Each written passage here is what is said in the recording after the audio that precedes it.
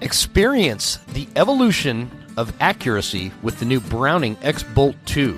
Guys, this rifle is something else. With the introduction of the X-Bolt, Browning has set a new standard in the development of bolt-action rifles. It was created around the goal of total accuracy, where every component worked in unison to improve downrange performance straight out of the box, from windswept tundras to rocky peaks high above the tree line to African plains and everywhere in between. The X-Bolt delivered the tack-driving accuracy a Browning rifle is respected for.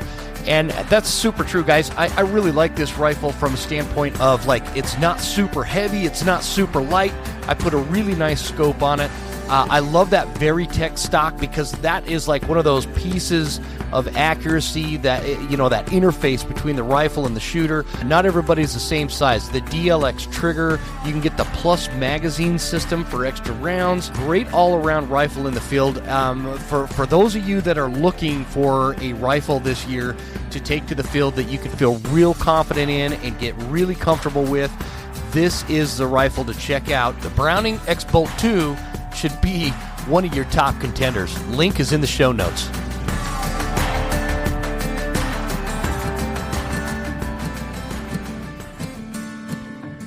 I'd like to welcome Mystery Ranch as a sponsor to the Western Huntsman. This is a great product. Specifically, we're going to talk about the Mysterium line. Those packs include the Sawtooth 45, the Sawtooth 65, the Beartooth 85, and the Marshall 105, depending on what you're doing with the pack. If you from day pack to backcountry, plenty of space. I like what they wrote on the website.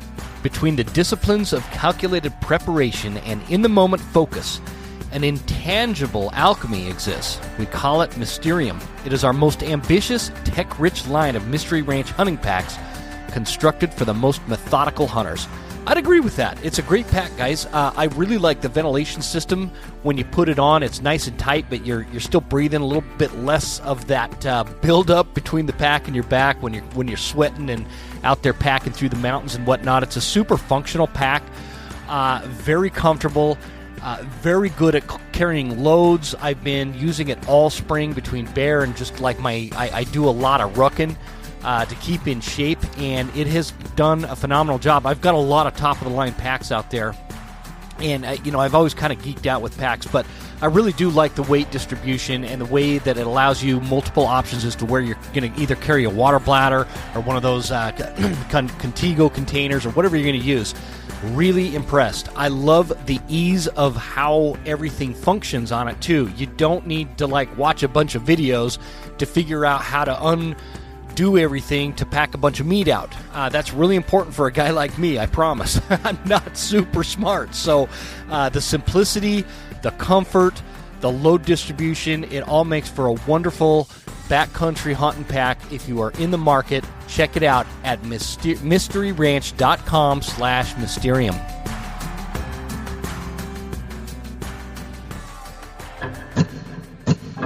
There exists a threat from anti-hunting groups to politicians trying to give our land away, and we won't stand for it. Those vast western landscapes provide the space for our wildlife to thrive and a place for hunters and anglers to fuel the fire that sparks their soul. In this show, we share our love of hunting, fishing, and conservation. Here, we provide the foundation to meet these threats through passion and the grit of the American outdoorsman. Welcome to the Western Huntsman Podcast.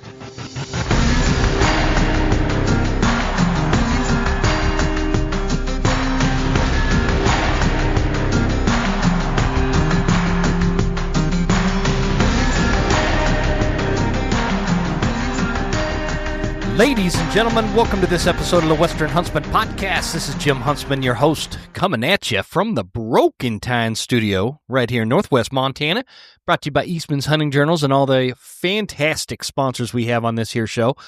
I'm just figured I'd jump on and record an episode here and give you guys a little update here. If you've listened to the last couple episodes where Scott and the guys over at Eastman's have kind of been filling in for me,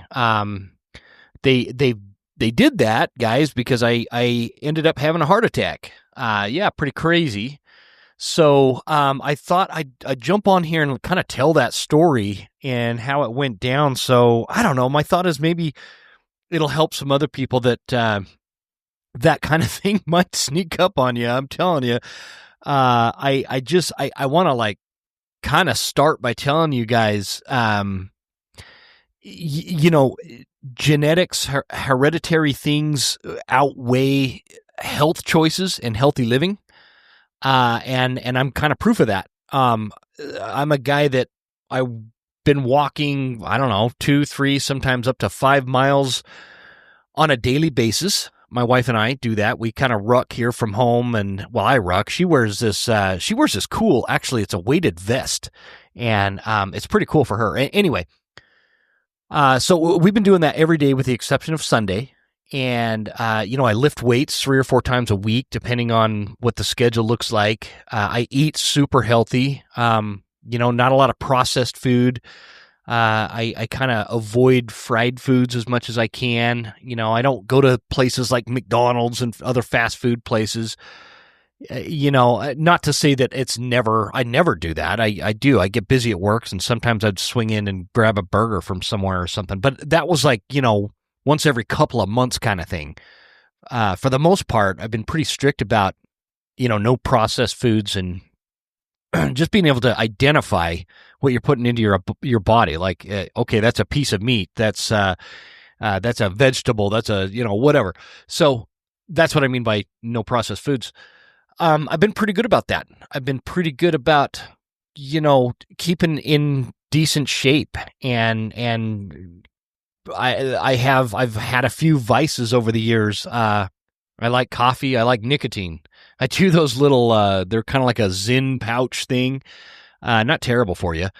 But I don't do the Zyns. I do the Alps. It's called an Alps. You got to buy them online. They're pretty good. They last a lot longer than like a Zyn does. So, another vice I have, I would say, is like, I really like the chocolate covered peanut M&Ms. I put them in the freezer, and that's like a vice I've had for a long time.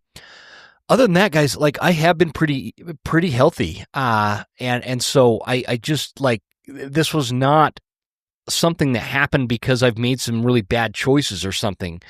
My old man's had heart problems for over 20 years, and he's still running around out there like a madman. But he did have his first heart attack in his 40s, and I am 44, and I had a 100% blockage of what is called the proximal circumflex artery. It almost killed me, and I'm pretty lucky to still be here. And it is a genetic thing for me. So I'm sharing this with you so that, like, if there's anybody else out there, like my dad's dad, I never met him. He died when my dad was 15 on the operating table after, you know, having a heart attack. That's where the original James Huntsman died, which would have been my grandfather. And again, I never met him. So, and then my old man's heart, and apparently out of my 2 other brothers, I'm the one that got my dad's heart problem so far. My brothers are, you know, they get checked out. I have not. I have not been to the doctor in almost 20 years. And so that's my bad. I probably, you know, I've always been, I don't know, not like against modern medicine. It's not like that. But I've been leery. You know, they want to just put you on, give you all these medications, and, you know, they have incentives and make money off of these medications. And I've never been on medications. I've periodically taken ibuprofen if my knee gets sore or something like that. I've got a pretty arthritic knee from the Marine Corps. So that's been the extent of my, you know, medical history over the last 20 years. I don't really go to the doctor. I don't take medication. And so what's been going on this spring is, again, I've been working out actually quite a bit this spring. I want to be in like the best shape of my life. I turned 45 this fall, and I want to be in the best shape of my life in my mid 40s, and I'm still going to be. And so I've been upping my game with the workout and the nutritional decisions and whatnot. And so, you know, work, for those of you that listen probably already know this, but I own a roofing company. And because of the nature of the area in which I live, I am very spread out in the service area that my company provides. I don't have like a Most roofing companies or any kind of home service company, they're in these big cities, that are based in, let's say, Seattle or Salt Lake City or Denver, Colorado, or, places like that where your service area is like 60-mile radius of where your shop is or whatever. That's not the case for me. I serve all of North Idaho and all of Northwest Montana. And if you were to drive from one end of that to the other end of that, it's about a 9-hour drive. So I cover a lot of country. And the reason I'm telling you that is, I have to, because it's very rural. So I have to put the miles on to get the jobs, keep busy, and make a living. But it adds a lot of stress. And this spring I've been really stressed out.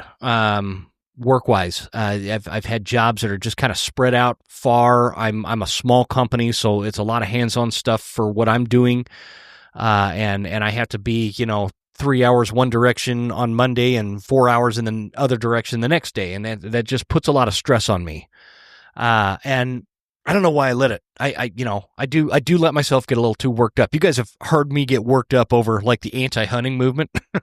I get the same way with work stuff if things kind of go awry or whatever. So I'm trying to kind of teach myself to calm down with that and not get so fired up over things like material not being delivered on time and stuff like that on the jobs. But what I kind of just wanted to tell the story as to how this whole heart attack thing happened. I had some jobs going on, recording podcasts, working out, getting ready for that big trip we went to Hawaii a couple weeks ago. And so I was trying to get these jobs wrapped up before we left for the trip, because I don't like to be out of town when I have active projects going on. That just adds a whole other level of stress if I'm not there to watch and make sure everything's going in right. I'm very particular about how my roofs go on, and I like to make sure that my customers are getting my firsthand, personal touch and making sure these crews are doing these roofs the way I like to see them done, so that they last forever and they never have problems with them. And I'm very, I take that stuff personal. So I was trying to wrap up these jobs, and I was also trying to get a little bear hunting in and take my daughter out to see if we could poke around and find a bear. It's been a little slow for bears so far. For I think most of Northwest Montana, by the way, has been slow this way. But anyway, just haven't seen a lot of bears this year. Nothing worth shooting, and so I had some jobs going on. I had one particular job. It was down in Lewiston, Idaho. If you're familiar with kind of that North Idaho, I kind of consider Lewiston really where North Idaho starts, where you can really start calling it North Idaho. It's kind of where the panhandle starts. And it's from where I live in Heron, Montana. It's about a 4-hour drive. And so I was cruising down there to check on that job site, and cruising back up to Coeur d'Alene. I had another job there. Had another job going just outside of Sandpoint, Idaho. And then I had another job going in Sanders County, Montana, out in the sticks on this big metal roof job we were doing. So I was kind of all over the place. So it was like this Wednesday. I'm going to see what day of the week, because I had the heart attack on May 17th, which is a Saturday. And so that would have been Wednesday, May 14th. I don't remember where I was going. I was somewhere, I think I was on the Montana side. And I started getting like these weird feelings in my chest, but nothing like alarming. When you watch a show and somebody has, on the show, a movie or whatever, somebody's having a heart attack and they're like, oh, freaking out, and they're grabbing their arm and all that kind of thing. It was not like that for me. Not even the day that I ended up going to the hospital. It was not like that. It was just like this weird, uncomfortable feeling, almost like heartburn. I don't get a lot of heartburn, but when I get heartburn, that's kind of what it felt like. And that happened first on Wednesday, and it happened twice on Wednesday. And I just I almost thought like, dude, you're too stressed out, and you're like almost having some kind of panic attack or something. Like you just need to take some deep breaths and calm down and relax. And which was weird, because that particular Wednesday, I wasn't that stressed out about stuff, but something was awry in the chest. And so I just kind of, it went away. And so I just kind of blew it off and got back to work and, hiking and recording podcasts and bear hunting and all the things I do, right? And Thursday kind of comes and goes. Not much goes on Thursday, heart attack wise. I didn't feel anything. I thought that whatever that was on Wednesday had gone away and I was good to go. I was in the clear. I was just too stressed is what I chalked it up to. And so Friday rolls around and I had that job down in Lewiston, Idaho. And I drive all the way down there. The job is done. The crew's all, cleaned up and finished, but they'd left like 9 bundles of shingles in the yard, and I had to like carry them all the way back to my truck because that's a lot of money. I can run them back to the supply house and get the money back. I ordered too many, which I do that on purpose. I order too many shingles so that if I'm not on site, they're not going to run out and, create this big headache for all of us. So I overorder on material. And so I was loading those up. And as I was loading those up, it was like really hot. Lewiston, Idaho is lower elevation and further south, and the climate is always like when you're driving south on this road called Highway 95 into Lewiston, Montana. A lot of you listening are going to know exactly what I'm talking about. You come out of Moscow, Idaho, and you're heading towards Lewiston, and you're like driving. It's like the Palouse area, and then all of a sudden you come to this spot where on the right side of the highway, it's like all of a sudden you could see for miles. It just really, you're on top of this kind of ridge almost, and you're up on the higher elevation with these giant canyons, and the river is flowing down there, and it's the Lewiston-Clarkston area, and then you take this highway, and it winds all the way down into Lewiston. You drop, I don't know how many feet elevation. Somebody probably knows listening to this, but it feels like 1,000 or more feet elevation, and that drops down into Lewiston, Idaho, and all of a sudden, it's always warmer down there. It's always a different climate. It always smells funny because of the paper plants and all that down there.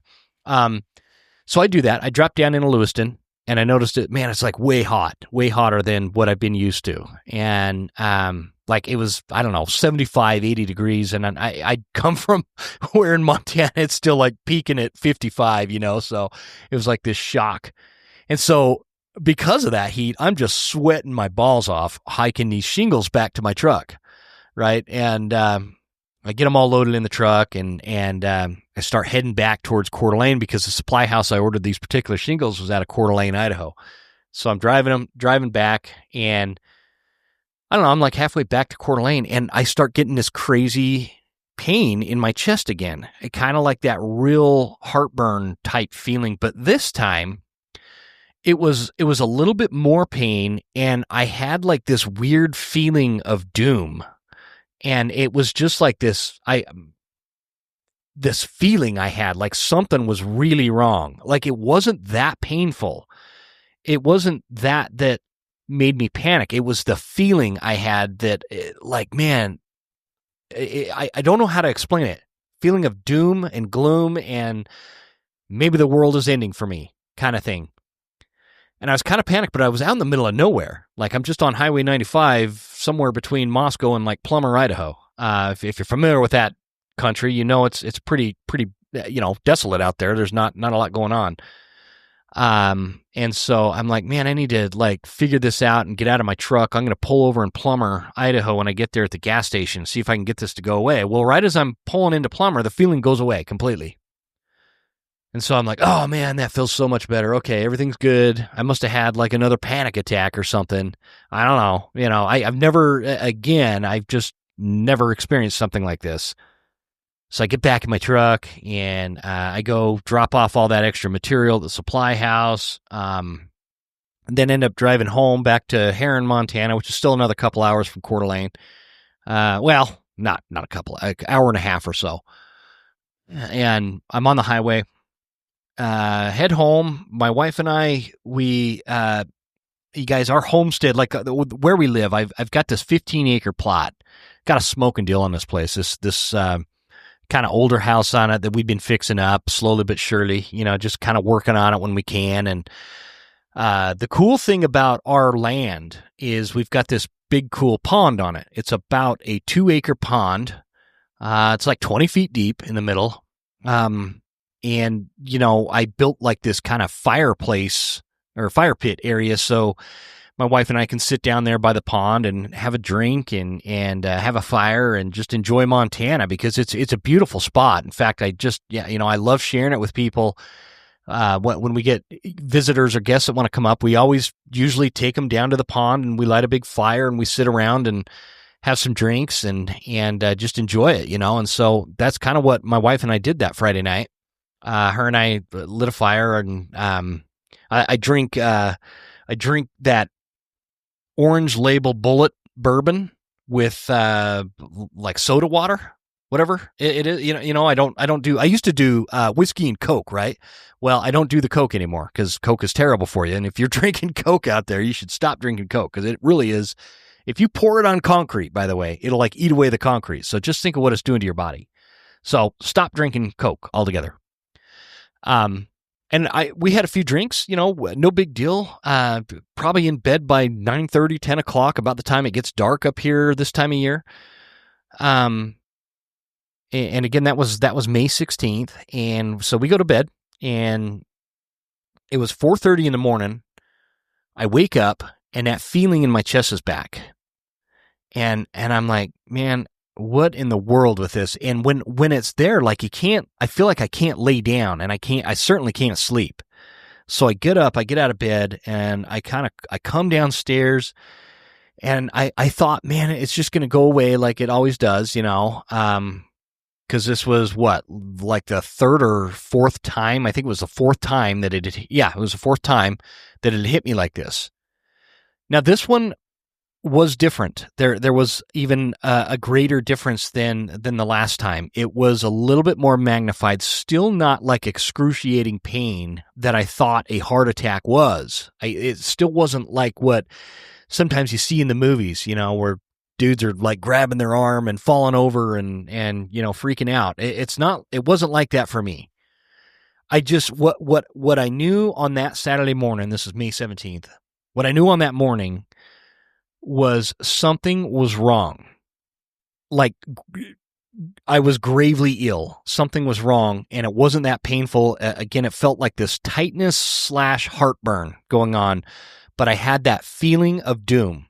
And the feeling of doom is what any of you listening, I kind of want you to pay attention from the standpoint of like, if you start getting some mild chest pain or something, but you have this feeling of doom. And I've heard this a lot because, I went to, 20 some odd years ago.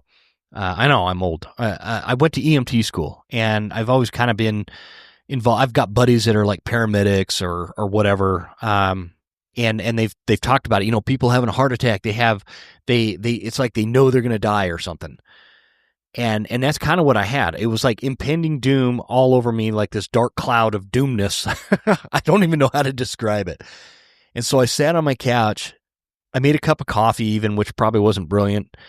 And I'm kind of drinking a coffee and I'm like, man, what is this? Why do I feel like this? And I'm kind of leaning forward to see if it would go away like it did last time.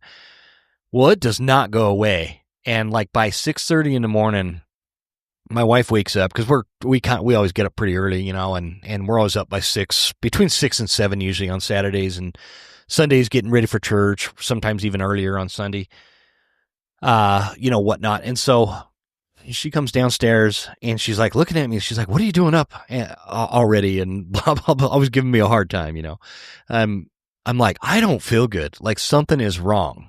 And I don't know what it is. And she's like, "Is it your chest thing again?" And I'm like, "Yeah, like it's bad. Like I need to go to, the doctor." And she's like, "Do I need to call an ambulance?" And I probably should have said yes. And I said, no. I'm just going to drive into Sandpoint, Idaho. Well, I didn't say Sandpoint, Idaho to my wife. I'm saying it that way so you guys understand. The closest hospital to where we live is an hour away, in Sandpoint, Idaho. And so I just thought, man, it'd be quicker if I just jump in my truck and drive myself. Well, wife didn't want anything to do with that, so she drove me. So she goes and gets dressed. We get in. She's got a Chevy Tahoe, and she's like kind of driving like a bat out of hell. And I'm like, "Babe, you really don't need to drive this fast. I don't think it's that big of a deal."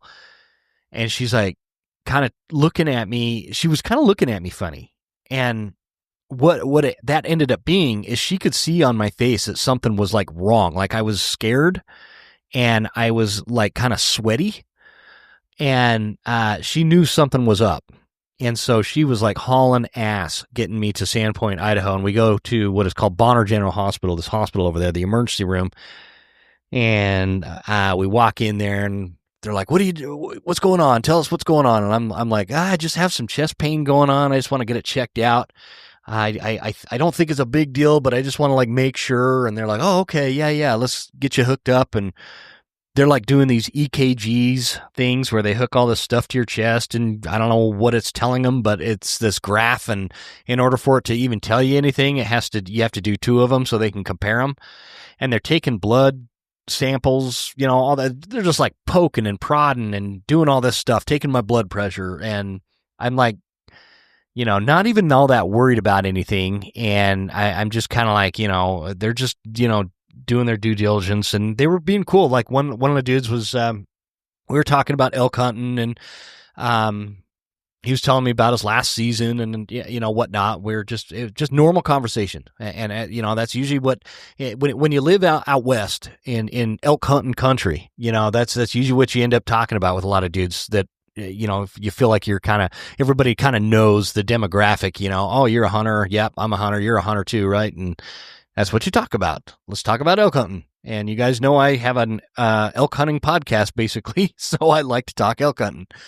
And anyway, the doc comes back in, the emergency room doctor, and he's got like these 2 sheets of paper, and apparently they're from the 2 different EKGs.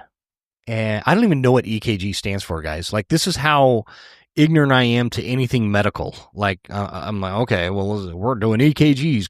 Good time. And he's looking at him, and because initially he said, well, so far I'm not seeing anything that's super alarming, but let's do another EKG and, get you checked out, make sure, and blah, blah, blah. They drew the blood, and Doc's, he comes back in, and, it's interesting. He looked like Steve Ranella, like this kind of skinny dude like Steve, but in really good shape. He looked like Steve Ranella. And I kept thinking that while he was in there, and he almost sounded like him when he talked too. It was interesting because I listened to that, the Meat Eater podcast a lot, and anyway, he comes back in there, and he's looking at the 2 sheets, and he's gone, Mr. Huntsman, I am not liking what I'm seeing here. Something's not right. And we're gonna check one more thing. And I don't even remember at that point, because I started getting nervous when he said that. I'm like, what do you mean, dude? Like, what doesn't look right? And all of a sudden, like, all these nurses and personnel come into this emergency room, and my wife's kind of freaking out. She's sitting in there with me, and I'm looking at her, and I'm like, what in the world is going on here? And this, I don't know what he was, nurse, dude, something. And for the folks over at Bonner General, I got to give them kudos. They were all great. I really liked them every time I've been in there since. Really great folks over there in the emergency room at Bonner General in Sandpoint, Idaho. Seriously, kudos to those guys. But they all came in, and the one guy's, he's telling me, he's like, okay, things are about to get pretty crazy for you, okay? What we're going to do, you're going to have a bunch of people coming in here. They're going to be giving you pills. They're going to be poking you with stuff, and they're going to be loading you up on a stretcher because you are going either via life flight or lights and siren ambulance ride to Coeur d'Alene, Idaho for what is called Kootenai Health, which is the bigger hospital, because Sandpoint's pretty small, and they're not set up for that.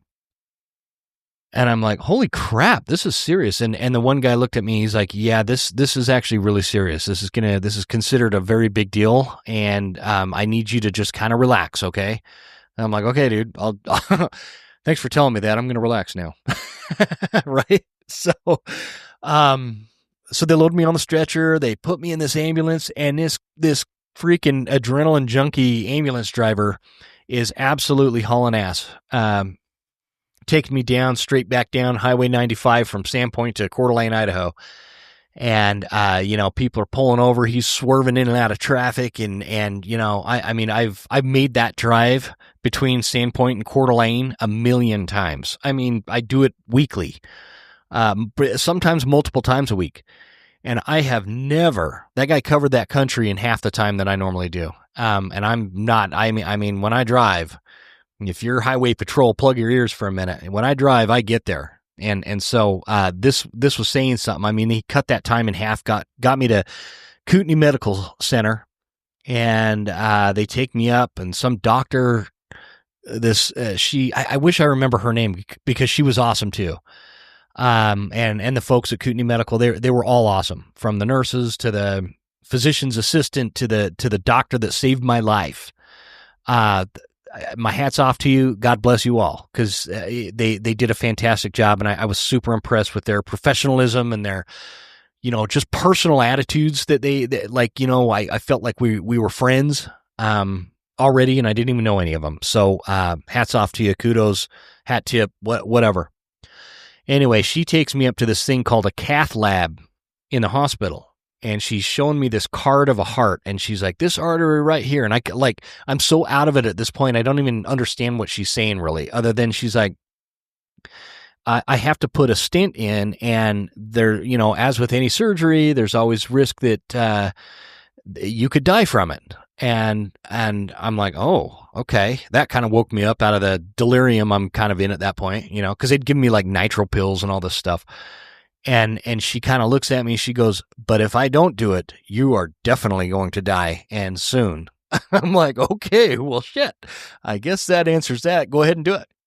So they give me like this half sleeping gas type kind of stuff. So it's not like totally putting me out, but it's kind of putting me or making me out of it. And they go up this artery in my arm and put this stent in my heart. And I don't know how long I was even in there.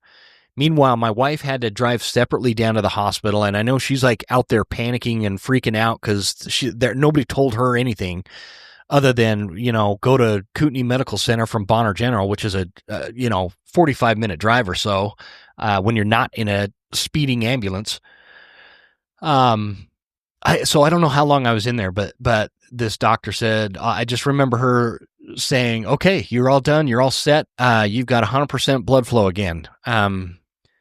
And she was explaining, like, you had a 100% blockage. You, like, any longer, I don't know how much longer you would have made it, and you would have been dead.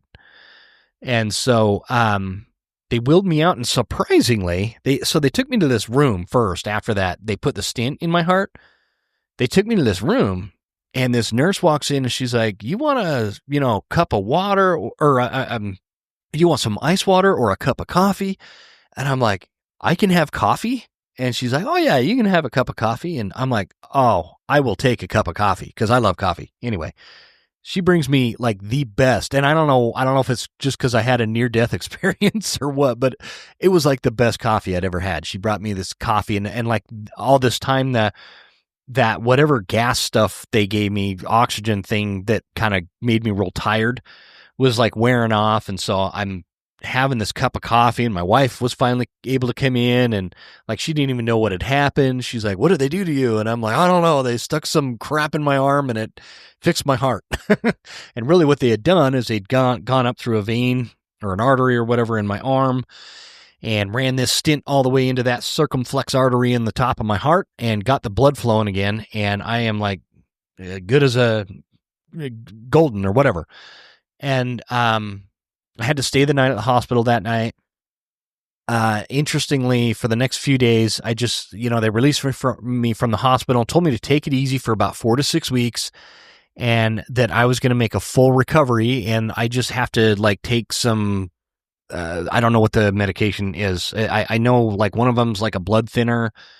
They told me that I had normal cholesterol levels. So this is another key thing for some of you guys, especially some of you guys that are getting into your 40s and whatnot, that have any kind of heart condition history in your family.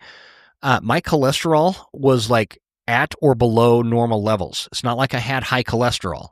That's important for you to understand, that if you've got the genetics for heart problems, it doesn't necessarily have to be heart disease or anything, but my artery was clogged at normal to less what is normal for cholesterol levels. And the doctor told me, it's not really that you have, what she said was, you had really good cholesterol levels for a normal person, but because of your hereditary condition or whatever, you have to have below normal cholesterol levels at this point. And so they, I'm not going to bore you guys to death. The point is don't mistake like good health decisions and healthy eating and physical exercise and all this stuff for that your heart cannot sneak up on you. That's the gist of what I got out of this whole thing. I was doing some things that are not ideal for heart health, but like for somebody that had never had a problem with my heart, it wouldn't have been, it shouldn't be a problem. But because of my family history, it became a problem. And so that is, just there's going to be some small changes that I have to make. And the biggest thing for me is I just need to keep getting checked. But the doc did tell me, she's like, if you, never basically don't eat any fried foods and really limit anything with high cholesterol, that kind of stuff, which there's so much information out there that is conflicting. I'm really confused. If there's anybody listening, by the way, whether you're a cardiologist or some kind of nutritionalist that specializes in like cholesterol level that would want to maybe come on the podcast and talk about this kind of stuff and how that pertains to hunters and I don't know. I think that'd be a cool conversation because now I'm interested in it. Now it's like top of mind, right? But I kind of got off topic there. The point is she did tell me if I make just some subtle changes in my life, and again, nothing drastic for me. I was already doing most of the stuff that you need to do. I had gotten to the point where I'm 44 years old, and the heart did what it was going to do regardless of what I was doing. So she said, "You will make a full recovery," because I was obviously concerned. I'm a hunter. I spend months in the mountains and pursuing wild game, hours and miles away from any type of rescue. And I explained that to her. I told her, I'm a hunting guide. I don't want to stop doing that. I love to be out there. I love to be, do very hard things. I'm pretty athletic in the mountains, and I would like to continue to do that. And she said, nope, that'll be fine. You will be fine to do all that kind of stuff. The biggest difference now is you just need to come get your heart checked out every once in a while, and let's make sure nothing else is clogging up in the future. And so, my habit of habitually not going to the doctor to get checked out has got to come to an end, for me. So anyway, that's essentially what's happened, guys. I was good. I had to kind of take it easy for a week, and then they cleared me to go to Maui. Family and I went to Maui. I met a new buddy over there. His name is Bobby. He brought me some Axis deer meat, which was fantastic. I'm going to have Bobby on the podcast because he's got some interesting stories to tell, and I'm really excited to get him on the show. I need to text him again. But he lives there in Maui, and a super good guy.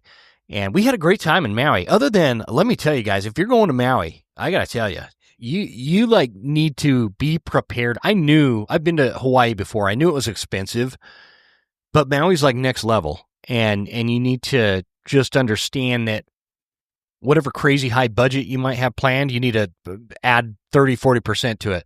Because I had a pretty realistic budget. It wasn't that long ago that I was in Oahu a few years back with my family, and so I knew, a pina colada was $40. And so, it's more in Maui, by the way. And so, yeah, like a steak dinner, $70+ for like just a steak and a little baked potato or something like that, it's pretty funny.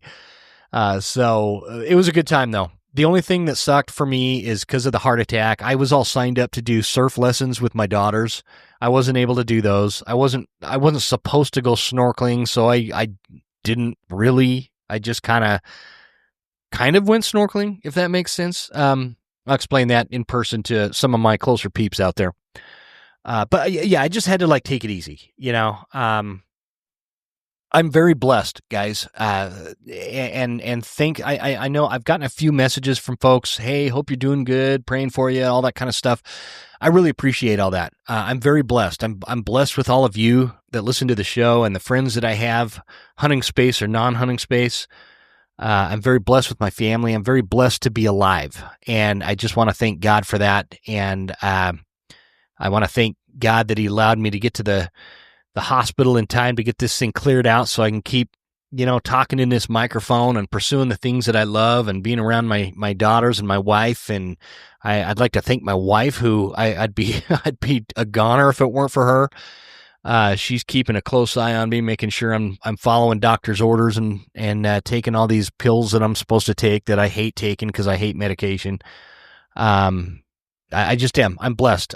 So thank you guys. Thank you guys for continuing your support of me and this show and the Western Huntsman, the idea behind it of talking about and saving the future of hunting. It's really important to me. It really is. It's a passion and a mission for me. And I'm just super thankful. I'm going to try not to get super deep here, but yeah, I'm just super thankful. So your continued support is appreciated. We are going to get back to regularly scheduled episodes here in no time at all. It's currently June 10th, the date that I'm recording this. I had one minor little setback that is a normal side effect, if you will, of getting a stent. I don't know what it's called. The doctor told me. I had to go back to the ER last Friday. The doctor told me what it was called. I don't remember the name, but it's like this normal thing that happens when you have a heart attack and a stent, and it's a lot of trauma on the muscle that is the heart. And so it's been kind of a slow recovery for me, but I am getting a lot better. I'm feeling a lot better. I tell you what, I feel a lot more energized now that the blood's flowing like it's supposed to. Yeah, I am thankful for that part. So I think in a lot of ways, it sounds crazy, but in a lot of ways, this heart attack that happened to me, between the eye-opening thing that it was and some of the improvements that I'm making to my life and just like the scare that it is when you almost die, that reteaches you to appreciate the small things like holding your daughter's hand or something. I think that a lot of good is going to come out. It's like a blessing in a lot of ways. And I know, again, that sounds weird, but this heart attack, I think, is going to be a good thing for me, for a lot of different reasons. And so, again, I'm way more thankful than I was 3.5 weeks ago, for a lot of things. And so, another key takeaway, I suppose, that I'd like maybe some of you guys to listen to, regardless of what your health is right now. I don't know if you're 20 years old or 50 years old or anywhere in between or 70 years old. There's a guy that I know that goes to my church that is in his 80s, that is in better health condition than a lot of guys that are my age. And I want to be that. That guy is my hero. People like that are my hero. But for those of you listening, regardless of your age or what kind of health condition you are in, if you've got any history in your family of any kind of heart issue, go get those hearts checked out. Like just go do it. It's worth it, because the thing is, guys, is the pain wasn't bad enough for me to, on its own, get me to go to the doctor. It was that feeling of doom. It's like God was telling me, dude, you need to get some medical attention, like right now, like yesterday. Because the pain alone would not have made me do that. It was just that feeling of doom that I had that made me feel like something is awry, and if I don't do something, I'm going to die. And so don't ever ignore that. Don't ever ignore something like that, guys, because I almost did. I almost ignored it and chalked it up to I was just too stressed at work, and I'd be dead if I'd have continued to ignore it. So there's that. The other part of that is, again, I don't want to preach to anybody about your health, but there's a lot of, there's small things in life that'll make you feel a lot better, that'll make you last a lot longer and be a lot better for your heart. Don't go, you need to avoid the fast food places. Don't go to McDonald's and get a Big Mac if you expect longevity.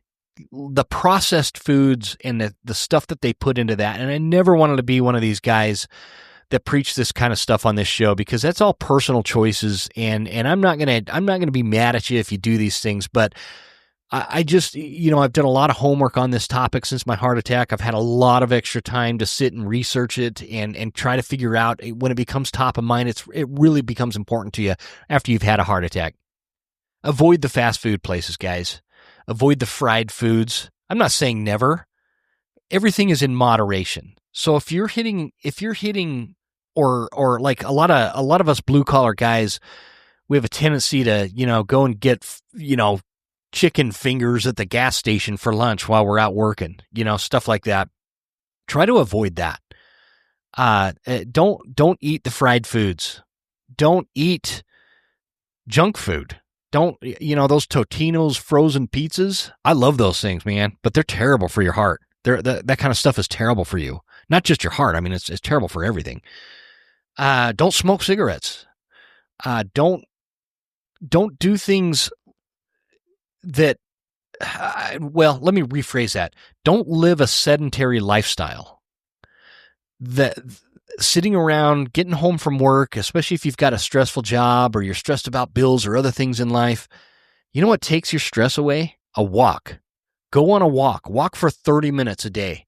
Make sure you're getting, your phone tracks how many steps you're taking. I go for 10,000 steps a day, and I have for a long time. And the doc basically, in so many words, told me that if I had not been doing that, I would not have survived this heart attack.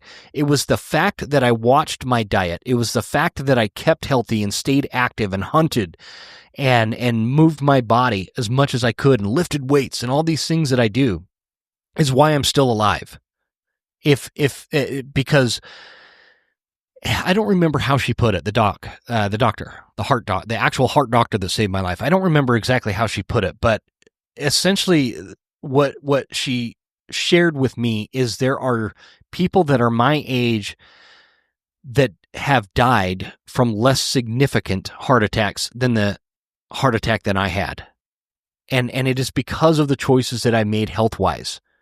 And so that's why I'm not trying to impress anybody with that. I'm trying to impress upon you the importance of making those decisions and eating healthier foods.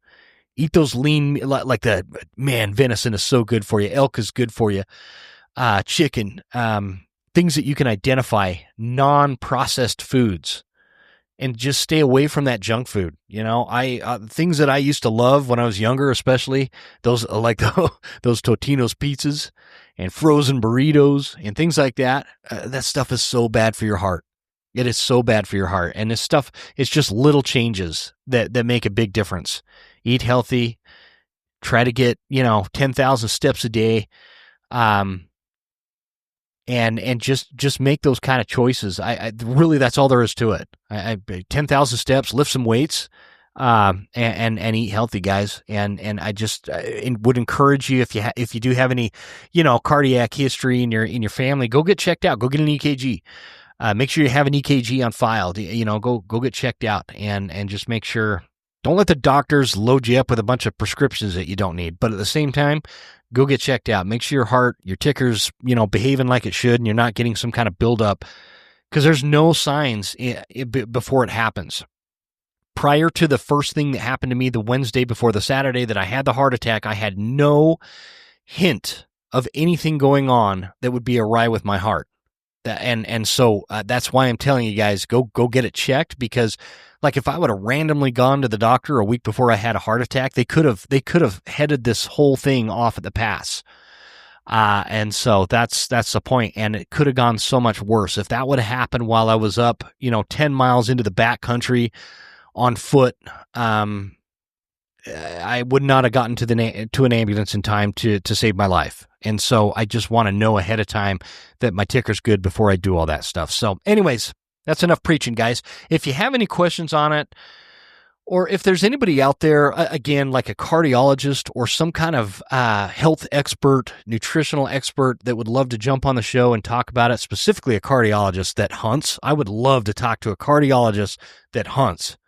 I would love to talk to you. Hit me up at jim@thewesternhuntsman.com. Guys, thanks again for tuning in. Thanks again for the continued support, all the messages of thoughts and prayers. Thanks to everybody at Eastman's Hunting Journals that filled in for me for these last couple of weeks. Ike Eastman, that podcast I did on Ike's show, where it's kind of like this bio of me, which was weird for me because I'm usually the podcast host trying to get that information out of a guest, but it was kind of fun. It was fun. So they put that one out on my show.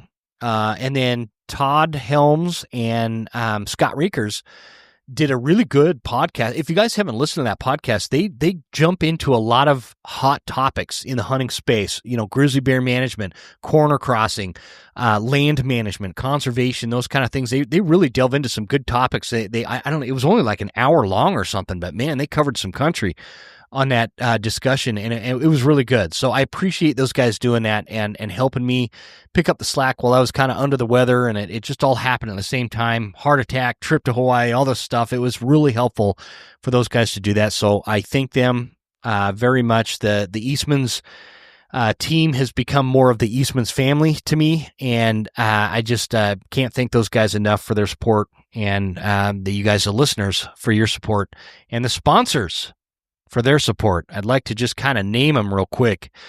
Mystery Ranch, Leupold Optics, Secure It, Barnes Bullets, Phelps Game Calls, Silencer Central, and Browning, the X-Bolt Rifle. Thank you to all the sponsors out there. Oh, Silencer Central. Where is Silencer Central on my list here? Anyway, Silencer Central as well. I don't know if I mentioned them or not, but thanks to everybody. Guys, again, I'm going to be having regular episodes coming back. I've got some really good School of September's coming up. I'm going to up those episodes. We're going to get some more elk experts on the show to jump on these School of September. I've got Brian Barney coming up. I've got a guy, I'm going to call him, I'm just going to mention his name real quick. What we call him. His name is Buglin Bob, and you are going to really like Buglin Bob when I get him on the show and do a School of September. So super cool human being right there. Thanks, guys. We will talk to you very soon with regular scheduled episodes. Back to the hunting stuff. Any questions, hit me up. Follow us on Instagram at The Western Huntsman. And if you guys wouldn't mind writing a good review for the show, that goes a long way to the mission of the show, helps us reach more people. Thank you very much, and we'll talk to you soon. You made it. That's the end of the episode. Thank you so much for tuning in. Please make sure you're following us on Instagram at The Western Huntsman, and write us a good review at Apple Podcasts. Thanks, guys. See you next time. Stay Western, and I'll see you on the mountain.